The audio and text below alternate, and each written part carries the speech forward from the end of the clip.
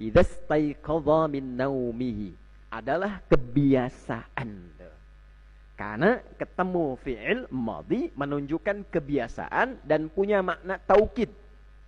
Sesuatu yang kuat. Adalah kebiasaan Nabi yang ditekankan oleh beliau. Idzastaiqadha min naumihi, kalau bangun dari tidurnya, lebih tengah malam sedikit, atau pas tengah malam, atau kurang sedikit. Rumusnya, Isya, hitung jumlah jamnya ke subuh, bagi 2, itu tengah malam. Misal ba'da Isya jam 8, subuh 4.29 tadi kan, barulah 4.30 tuh, jumlahkan berapa, bagi 2, ketemu tengah-tengah. Jelas? Nah, misal ketemunya jam 2, misal saja. Bangun jam 2 lebih sedikit, setengah 3 atau jam 3, kadang pas jam 2, kadang kurang sedikit, misal. Nah, sekarang apa yang dikerjakan Nabi pertama kali? Pertama, fajalasa, Nabi duduk dulu. Nah, jadi nggak langsung berdoa, Bu. Ya, duduk dulu, tenangkan dulu, darahnya mengalir dulu dengan baik. Ya.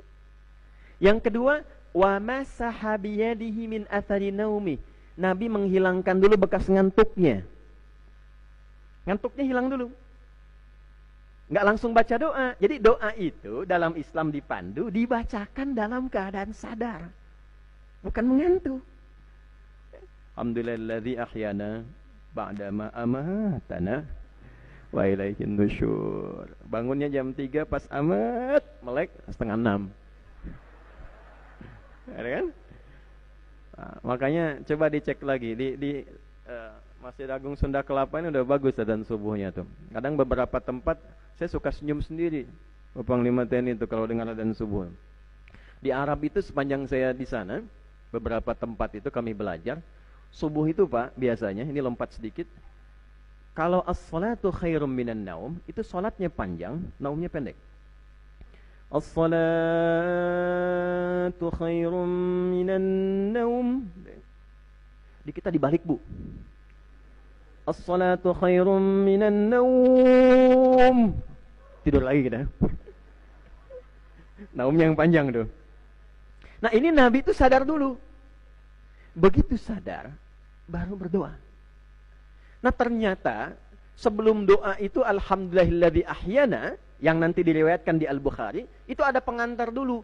Wa qara'a khawatima Ali Imran. Ini yang jarang diviralkan. Jadi begitu beliau kemudian sadar, duduk, hilang bekas ngantuknya, lalu beliau membacakan 11 ayat terakhir surah Ali Imran. Jadi inna fi khalqis samawati wal ardi wa ikhtilafil laili wan nahari laayatil liulil albab. Terus sampai ya ayyuhalladzina amanu sabiru wasabiru warabitu wattaqullaha la'allakum tuflihun. 190 sampai ayat 200. Bapak Ibu, rangkaian 11 ayat itu adalah rangkaian petunjuk agenda kehidupan kita. Jadi baru bangun tidur itu Nabi membimbing kita. Alladzina yadhkuruna Allaha qiyaman wa qu'udan wa 'ala junubihim wa yatafakkaruna fi khalqis samawati wal ard. Rabbana ma khalaqta hadza batila subhanaka faqina 'adzaban nar. Dibimbing oleh ayat, dicontohkan oleh Nabi, orang Islam itu bangun dari tidurnya sudah menjadi pribadi ulul albab. Apa itu ulul albab? Singkatnya begini, orang cerdas yang paham esensi sesuatu. Teman-teman yang masih kuliah nih adik-adik, kenapa Anda belajar? Kenapa kuliah? Kenapa pilih kampus itu? Di ulul albab tuh nggak sekedar masuk, kemudian hanya ingin dapat ijazah, duduk paling belakang, kadang nggak pernah nanya, tidak. Dia paham, saya pilih itu karena ada harapan ke depan yang ingin saya wujudkan. Itulah ulul albab.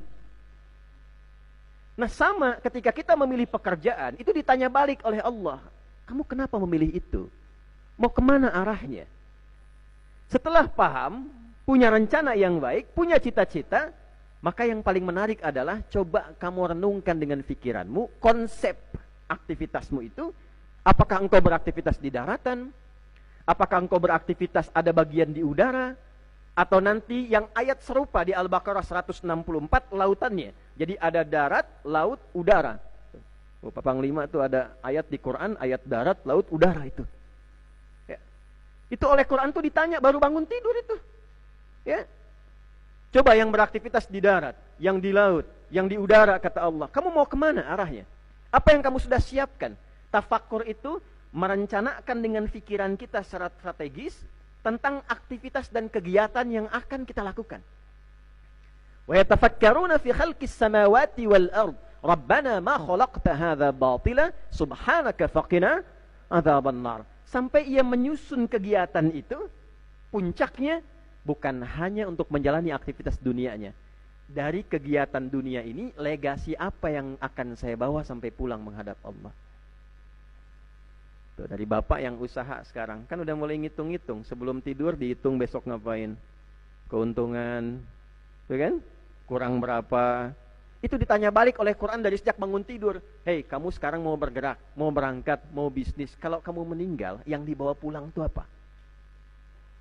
Makanya ayat setelahnya, Rabbana innaka man tudkhilin nara faqad akhzaitah wa ma lidh-dhalimina min ansar. Ya Allah, sangat disayangkan kalau ada hambamu, ini ungkapan yang indah. Ya Allah, sangat disayangkan kalau ada hambamu yang punya perencanaan yang strategis, susunan yang teratur, dunianya sukses, tapi ternyata tidak menjadi bekal yang cukup untuk dia pulang mendapatkan rahmatmu. Ternyata dunianya sukses, akhiratnya nestapa dalam neraka.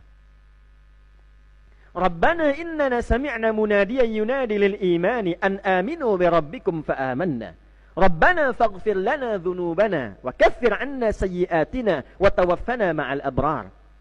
Ya Allah, saya sadar akan esensi kehidupan ini. Saya mendengar seruanmu, saya siapkan rencana kehidupanku, aku jalani usaha duniaku untuk mendapatkan ridha dan rahmat di akhirat saat menghadap kepadamu. Susun. Terus sampai ke ujungnya sabar dalam menjalani kehidupan. Jadi baru bangun tidur itu, kita diminta oleh Quran untuk menjadi manusia berpikir tentang esensi kehidupan, rencanakan kegiatanmu, susun sampai sukses aktivitas duniamu, tapi jadikan itu sebagai investasi akhiratmu saat pulang menghadap Allah Subhanahu wa taala. Lalu sabar jalani itu. Itulah subuh. Itulah subuh. Jadi begitu dipanggil Allahu Akbar, connect kita tuh, rencana sudah ada. Sudah siap dibacakan. Sesuatu yang kita bacakan, yang tersusun, mau dibacakan, itu Quran namanya. Nggak pakai alif lam.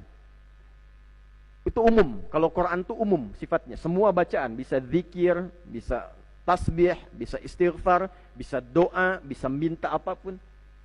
Tapi kalau bacaan tersusun dari Al-Fatihah sampai An-Nas berupa wahyu, itu namanya Al-Quran. Ada fajar, ada infajar, ada fujur, itu berbeda. Kalau infajar, ini nanti belum connect, begitu akhir nanti baru nyambung ya. Infajar, itu pancaran materi secara fisik. Ya, keluar memancar secara fisikal. Anda ngebor air, begitu dibor kedalaman tertentu, airnya keluar. Itu infajar namanya. Al-Baqarah ayat 60. Wa idhistasqa Musa liqaumihi faqulna dhrib bi'asakal hajar. Fanfajarat. Bukan fajar tapi infajar.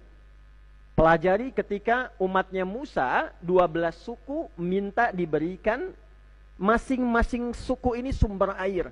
Maka perintah Allah, Musa, pukulkan tongkatmu yang kayu ke batu, akan terbelah dan terpancar 12 mata air. Karena pancarannya ini pancaran materi, airnya langsung kelihatan keluar. Quran menyampaikan dengan diksi infajar.